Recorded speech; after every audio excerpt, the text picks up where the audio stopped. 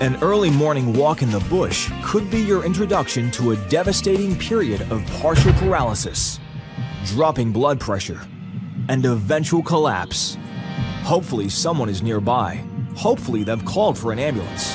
They can even go into anaphylactic shock, where the blood pressure drops, they can collapse, and they can even die. This is one incredibly small animal, but the consequences can be enormous. In Australia, there's about 80 different species of ticks, but there's one particular species that causes problems to humans, but also our pets. That's the paralysis tick. The paralysis tick has no eyes, so it's not an active hunter. It's more of an opportunistic creature. They're just not capable of being that aggressive. In fact, they tend to sit around waiting for someone to pass by and actually make contact with them. If something big and hairy walks past while the tick is waiting, then it'll latch on and then climb onto the host.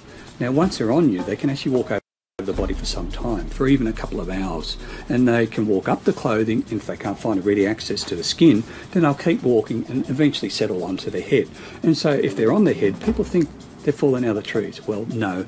Basically, they've got on low and just walked up. Paralysis ticks are members of the arachnid family and are known as hard-bodied ticks.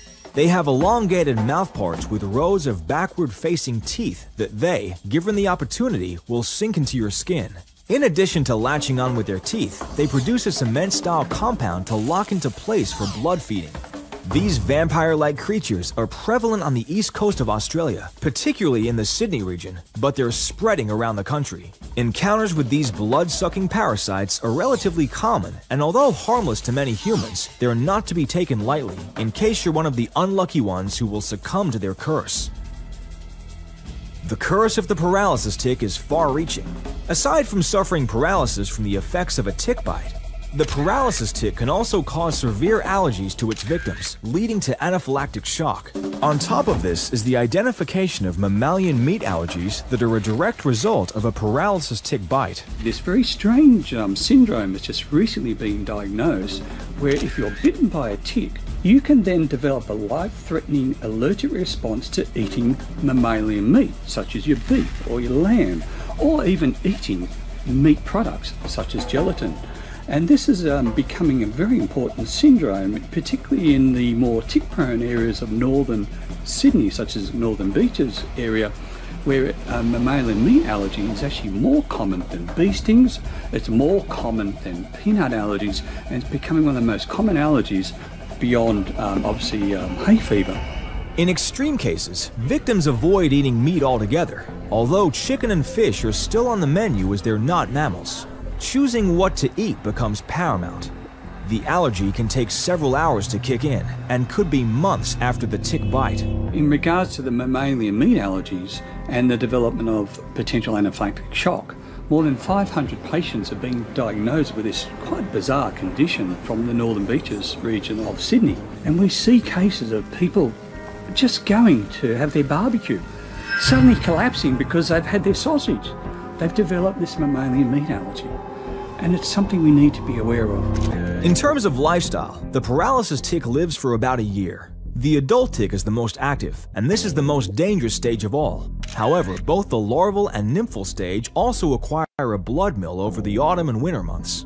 Spring is the time when the adults are in full swing, but it is only the female that blood feeds on the host. The males fasten onto the females and feed upon them.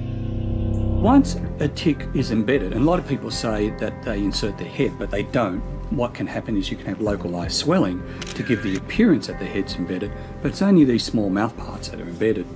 It will attach and remain attached for some time, and it goes through a sort of delay period of feeding where it's very slow to feed, then suddenly goes through a rapid feeding stage after about 4 to 5 days. If you're unlucky enough to have a paralysis tick burrow into your skin and start feeding off your blood, don't try and pull it out with tweezers or your fingers. That'll only aggravate the problem, as it is likely to blow more saliva into your vein as you squeeze its body.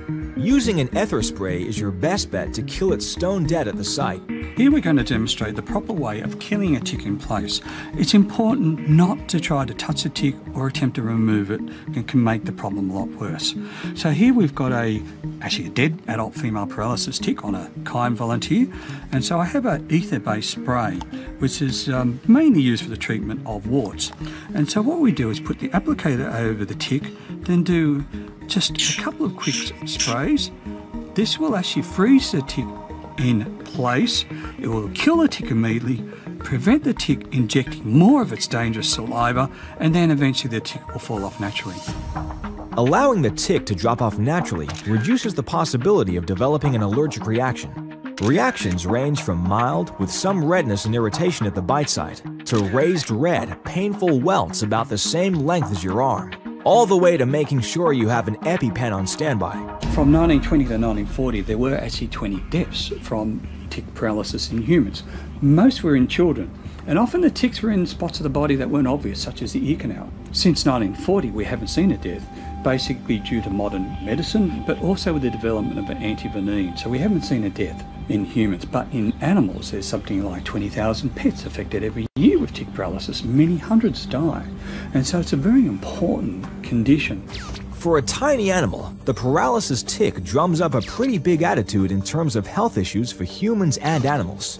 If you're in a tick-prone area, always check for the presence of ticks on your skin and clothing, and consider repellents as a means of safety. It's very important that once you've come out of a tick area, no matter what means you've undertaken to avoid ticks, once you've come out of a tick-prone area, it's important to take those clothes off, bag them up, and put them into a hot dryer for 20 minutes, because a tick can be on you for 2 to 3 hours afterwards before it actually attaches. The best advice is to be aware. Ticks are common, widespread, and cause many problems. They have very few predators. They are more likely to be victims to high temperatures and low humidity. I've had people ring me up, say that my child suffers anaphylactic reaction. What should I do? And unfortunately, I'd say, move, get out of that area, go to an area where there are not ticks. And it's a difficult advice, but if you've got these children who could actually die from the next tick bite, it seems the logical thing to do. Ticks cause problems. They cause problems in multitude ways. The whole community needs to be aware of them and the problems they cause.